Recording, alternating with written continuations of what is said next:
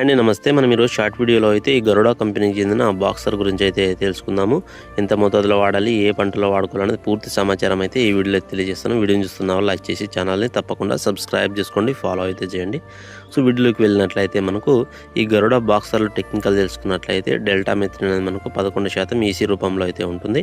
ఇది వచ్చి మనకు పత్తి, మిరప వివిధ అన్ని రకాల పంటల్లో అయితే వాడుకోవచ్చు. ఇది మనకు పంటల్లో వచ్చు పురుగు సమస్య, అలాగే మనకు పత్తి పంటలో వచ్చు గులాబీ రంగు పురుగు సమస్యను నివారించడానికి చాలా సమర్థవంతంగా అయితే పనిచేస్తుంది.